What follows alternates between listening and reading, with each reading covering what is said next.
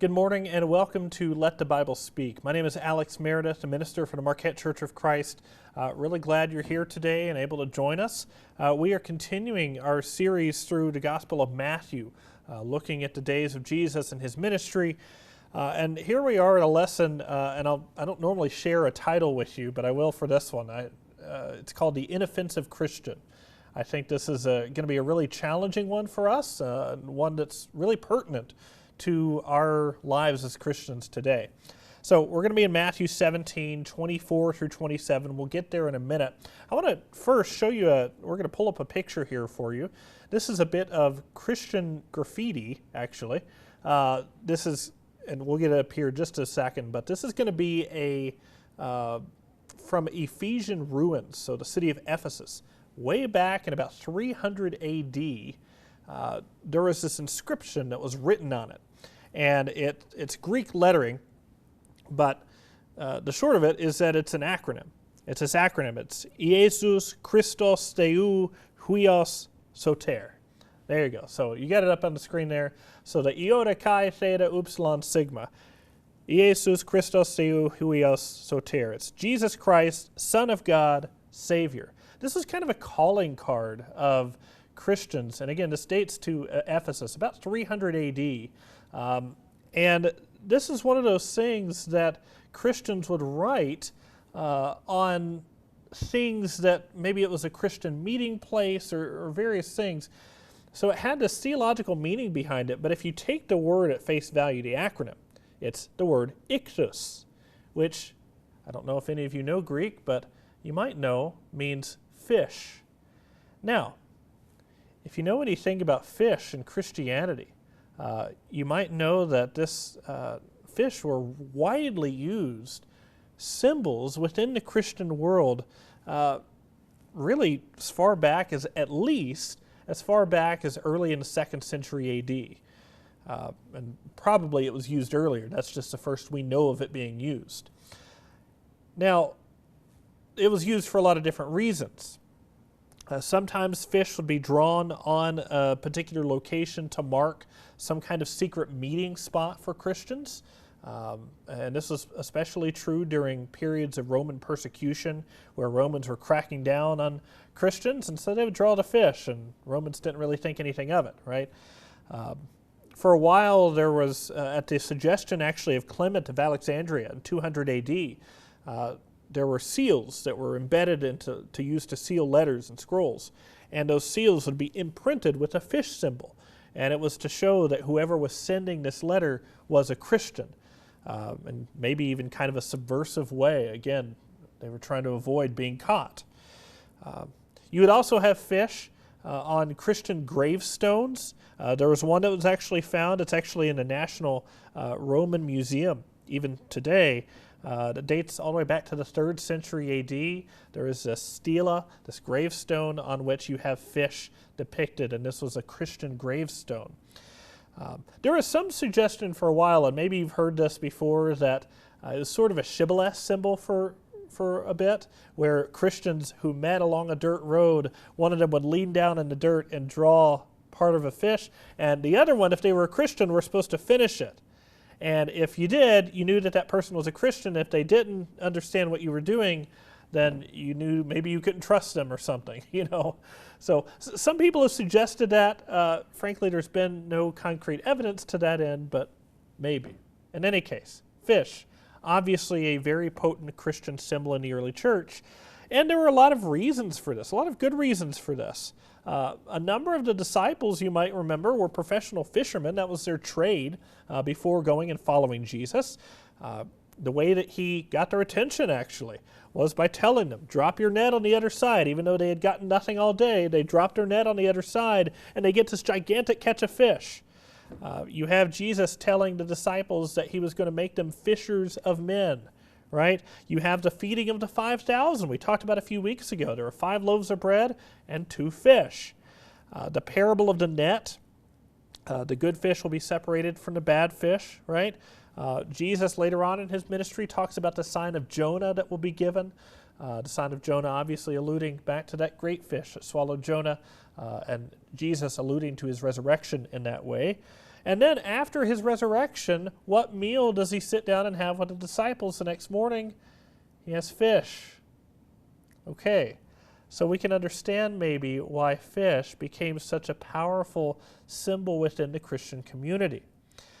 And here is yet another text, an event that contributes to that significance. So we're going to be in Matthew 17, verses 24 through 27, a short little passage, but some really interesting implications. When they, that's Jesus and his disciples, when they came to Capernaum, the collectors of the two drachma tax went up to Peter and said, "Does your teacher not pay the tax?" He said, "Yes." And when he came into the house, Jesus spoke to him first, saying, "What do you think, Simon? From whom do kings of the earth take toll or tax? From their sons or from others?" And when he said, "From others," Jesus said to him, "Then the sons are free. However, do not to give offense to them, go to the sea and cast a hook and take the first fish that comes up. And when you open its mouth, you will find a shekel. Take that and give it to them for me and for yourself." Really interesting passage. Now, the first thing that we need to talk about here is the 2 drachma tax, because that's how this whole thing gets started. It talks about how the collectors of the 2 drachma tax came by. So what is a 2 drachma tax? Well, sometimes this was referred to as the temple tax. Okay, this was not, to be clear, this is not affiliated with the Roman census tax. That is a totally different thing, and that was imposed by the Romans. The 2 drachma, or the temple tax, was actually imposed by the Jewish leaders, the spiritual leaders. This was an annual tax. It was worth a half shekel, which was equivalent to 2 Roman drachmas. That's why they say the 2 drachma tax. And this tax was imposed on all Israelite men 20 years old and up. Okay? And it was imposed in order to support the functioning of the temple. Now, the basis for this actually goes all the way back to Exodus chapter 30. Let's actually go back and look at that for a second. So back in Exodus chapter 30, this was originally imposed in order to support the tabernacle. Okay, so Exodus 30, starting in verse 11. The Lord said to Moses, "When you take the census of the people of Israel, then each shall give a ransom for his life to the Lord when you number them, that there be no plague among them when you number them. Each one who is numbered in the census shall give this, half a shekel, according to the shekel of the sanctuary. The shekel is 20 gerahs, half a shekel as an offering to the Lord. Everyone who is numbered in the census from 20 years old and upward shall give the Lord's offering. The rich shall not give more, the poor shall not give less than the half shekel." Okay, so it goes on. Now, this was also, because of the language that's used there in Exodus chapter 30, it's also referred to as atonement money. Now, that's some pretty powerful language. Atonement money, not just a temple tax, but atonement money. In some sense, what the people of Israel were doing was they're paying for the functioning of the tabernacle, later the temple, and essentially then the priest, in order to atone for their sins. So in some sense, this is like you paying to have your sins forgiven. At least that's, how a lot of people thought about it, right? Now, normally, the temple tax was paid on an annual basis in Jerusalem at Passover. Many Jews were expected to make the trip down to Jerusalem for Passover, and many did. And so a lot of them would pay that tax when they were at the temple there at Passover. But not everybody went. And so because of that, and people didn't go for a variety of reasons, maybe it was because of their job or because of their health or whatever. Because of that, there were collectors that were sent from Jerusalem about 1 month prior to go out through all the region, and they were to collect the tax from people who weren't going to make it to Passover. All right. Now, this is really important to understand.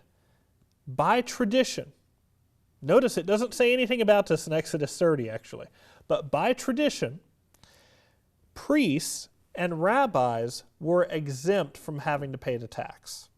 Now, in some way, this actually makes sense, because if the priests are the one that are living off of the tax, them contributing to the tax, I don't know, maybe that doesn't make much sense. But in any case, by tradition, the priests and the rabbis were exempt from this tradition. Now, among the different Jewish sects, they disagreed on this matter because the Pharisees were all about paying the tax. They thought, well, it says you got to pay it, so you've got to pay it no matter what, no matter who you are, you have to pay the tax, right? The Sadducees just outright refused to pay. The Qumran community, for their part, they paid the tax once in their lifetime. They thought that's all they had to do. And you got to realize that most of the Israelite people at this point, they feel like they're overtaxed. They're taxed by the Romans, and it's quite an oppressive tax too.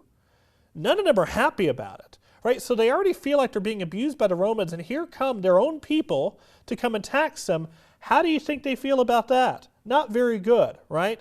All of that to say that this is a really controversial issue. It was back in the day, in the days of Jesus. So Jesus is sort of being pushed into taking sides here, and he's got a really important decision to make. Does your teacher pay the 2 drachma tax? That's what they ask Peter, right? Now, all of that, we've got the background, right? How does Peter respond to this predicament? Well, it's interesting. The first thing that he does is he actually makes it abundantly clear that he doesn't have to pay the tax. Not only by tradition, but more importantly, he makes this theological case. He says to Peter, he says, for whom is the tax for and who is taxed? It doesn't make sense that the king would tax his own son because he's taking in some way out of his own purse, right? That doesn't make sense. And we know that Jesus is the Son of God, the Son of the living God. He was declared by Peter just a few chapters ago, right? It doesn't make sense that the Son should have to pay the tax that's owed to the Father. So that's the first case that he makes. We also know that he didn't owe any atonement money. What does it say over in Hebrews? The book of Hebrews chapter 4. Let me read this to you. This is Hebrews 4 verses 14 and 16. 14 and 15. My pages like to stick together. Here we go. 4:14 and 15. Since then we have a great high priest who has passed through the heavens, Jesus, the Son of God, let us hold fast to our confession.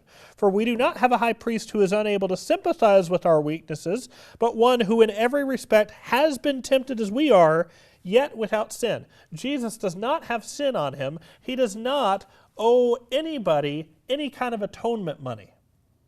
Jesus does not have to pay this tax. Okay? Just by the logic of the secular world, by the fact that he is the Son of God, by the fact that he has committed no sin, he does not have to pay this tax. But he chooses to pay the tax anyway. Now, why does he do this? Well, he gives us a pretty simple reason. He says in Matthew 17:27, so as not to give offense to them. There's a word that's used there. It's the same word we get the word scandalize from. So as not to scandalize them. So as not to give offense to them. And so what does Peter do? Well, he's told by Jesus, go out, first fish you pull up, you're going to open his mouth, you're going to find a full shekel in there. That'll be enough to pay your tax and mine. And that'll take care of it. And the whole reason behind it was so as not to give offense to them. There's an extra effort made on Jesus' part to keep the peace. That's really interesting. Now, when we think about this topic of offensiveness and inoffensiveness, I understand that we are stepping on territory that is sensitive, culturally speaking. We are a culture and a society that is hyper-aware of offensiveness. We're very sensitive to that. We understand, at least to some degree, we understand what it is to be offensive. Now, I really want to point something out here, which is that in Matthew 17, what it is not teaching is that inoffensiveness is the most important thing in the world, and that should be your priority over against everything else. That is not what Matthew 17 is teaching. Okay? In fact, if you go to other passages, I think about Mark chapter 12, verses 29 through 31. What does Jesus say there? The most important command is this, that you shall love the Lord your God with all your heart, soul, mind, and strength. This is the greatest commandment. And the second is like it. You shall love your neighbor as yourself, right? You love God and you commit to Him over above everything else, and then you love your neighbor as yourself. So if you need to honor God, and by honoring God you step on your neighbor's toes, so be it. Hopefully that's not the case, but if that's what it takes in order to honor God, that's what you're going to do, right? Same thing is demonstrated in Acts chapter 5. We have an instance where Peter actually appears before, he's just been told by the Sanhedrin not to speak anymore about Jesus. And what does Peter tell him? He says, we can't commit to that. You know, we can't just stop speaking of His name just because you've told us to. We're going to tell the truth. Sometimes being obedient to God and honoring Him actually means stepping on the toes of your neighbors. Now, you could actually make an argument that that's actually not unloving to your neighbor, right? Because the most loving thing we can do with our neighbors is tell the truth. But in any case, inoffensiveness is not portrayed as the most important thing in the world. But it's also not portrayed as nothing. It's not portrayed as something that we should just ignore and skirt by either. Jesus goes out of His way so as not to give offense to people in paying the 2 drachma tax. What this chapter and this passage teaches is that sometimes, and to be clear, we're not talking about sinning. Sometimes, so long as it is not sin, it's proper to do the undesirable thing if it means maintaining unity and maintaining peace between God's people or between God's people and the outside world. Okay. We know that God's people are called to be people of peace, right? In fact, there's a passage over in the book of Romans chapter 12, verse 18. Listen to how this is worded. If possible, so far as it depends on you, live peaceably with all. If possible, so far as it depends on you, so far as it is within your capacity, as long as you are honoring God in the process, do your best to live at peace with the people around you. Now, there's actually some really good utility in that statement. Now, that's not to say that all of what we should do as Christians is just to take the convenient path, but I think it's helpful to understand that this was actually really useful both during the ministry of Jesus and for the early church later on. Over in Matthew 8, there's an account of Jesus. He heals somebody, and then he tells that same person that he just healed, he says, now don't go tell anybody, right? Jesus a number of times did this with people that He would heal, and part of the reasoning behind it is that He was trying not to attract too much negative attention to Himself too quickly, and it actually, in effect, prolonged His ministry, allowed Him to do what He was doing even longer than He would have otherwise if He had just gone out trying to make enemies, which, believe it or not, Jesus, although He made enemies, that was not the goal of His ministry. He didn't go out trying to make people mad, right? It also, we think about this idea of keeping peace and the fact that this is what the church was called to do. Over in 1 Peter chapter 2, Peter goes out of his way to tell the church, he says, you need to honor the emperor, and you need to be subject to the governing authorities. And there's a theological reason behind that, and there's actually a prolonged case for that in Romans chapter 13, if you want to give that a look. But part of the effect of this was that if Christians, so far as they could honor God in doing so, if they could submit to the governing authorities, well, they weren't going to be obliterated immediately. And, maybe that's useful, right? So it actually avoided these unnecessary, dangerous political confrontations. Now, by the way, in the book of Revelation, we do have urges to remain faithful in the wake of government persecution. There are some times when it is proper to defy government powers, and that's when government powers try to dissuade you from living faithfully. That's why early on in Christianity, late in the first century, you have Christians being arrested by the Roman Empire for doing things that the Romans didn't want them to do. So far as you can, live at peace. But when it comes down to it, yes, obey God if you have to choose between one or the other, right? But again, don't forget that first part. So far as it depends on you, live peaceably with all. It also helped to maintain this really fragile unity that would have existed among the early church. Think about John chapter 17, Jesus' prayer that the church be unified. Well, how is it going to look to the outside world if the church is constantly fighting with itself because they can't get along with each other? We have to be peacemakers. We have to get along at least with each other's, at least with each other, and hopefully beyond just each other into the outside world as well. That internal cohesiveness is going to communicate a sincerity to the non-Christian world. There's a great example of this in 1 Corinthians chapter 8. Paul is talking to the church about eating food sacrificed to idols. It was this really controversial issue in the day, at that time. And he says in 1 Corinthians 8 about this, he didn't think it was actually wrong. He ultimately says, I think there's really no issue with this because we're eating food that had been sacrificed to nothing because these gods don't exist. But at one point, this is what he says, 1 Corinthians 8:9, he says, "But take care that this right of yours does not somehow become a stumbling block to the weak. Just because we can do something does not mean that we should. Sometimes it's right to forfeit what we want to do in order to do what is necessary." Right? In Acts chapter 17, Paul and some of his company are in the city of Thessalonica, and they're going around teaching people about Jesus.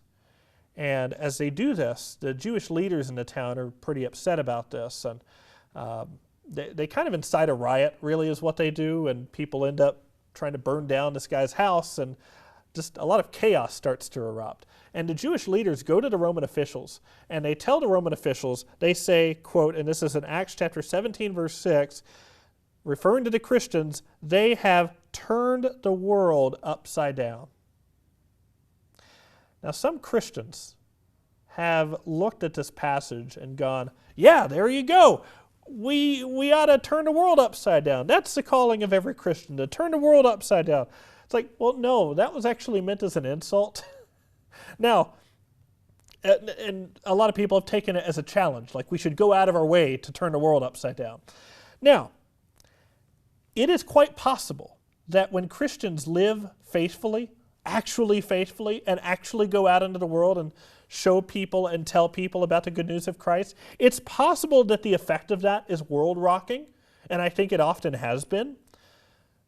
But that's not necessarily our goal. Our goal is not to create chaos, right? That may be the effect, but it's not the goal. We don't go trying to look for trouble, right? I think about this passage from 1 Corinthians 14, verse 33. Paul is actually talking about spiritual gifts, and he makes this very important point. He says, "For God is not a God of confusion, but of peace." And that phrase, by the way, God of peace, appears 5 times in the Old Testament. So what do you think that means about the kind of people we should be as people of the God of peace? I want to go to this passage. This is from Proverbs chapter 6, starting in verse 12. "A worthless person, a wicked man, goes about with crooked speech, winks with his eyes, signals with his feet, points with his finger. With perverted heart he devises evil, continually sowing discord. Therefore calamity will come upon him suddenly. In a moment he will be broken beyond healing."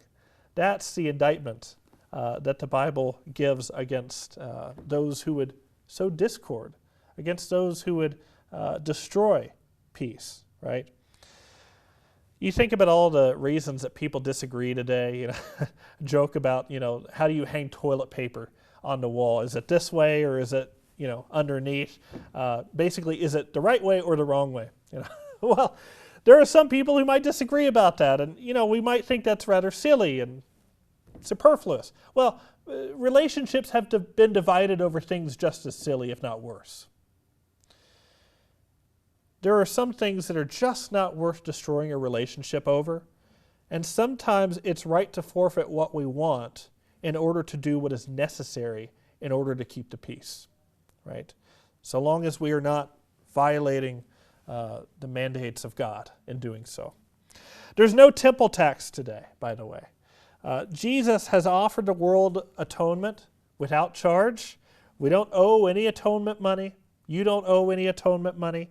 When he did that, it says in Ephesians 2:16, he thereby killed the hostility. He killed the hostility between us and God by doing that, by freeing us from sin and cleansing us. He also killed the hostility between us, right? So next time there's a fight that begins, just remember, all you got to do is go fishing. And if you're in the middle of a hostile relationship as well, and you find yourself in that now, by the way, work things out before it gets worse. We're actually told something along those lines in Matthew 5:23 and 24.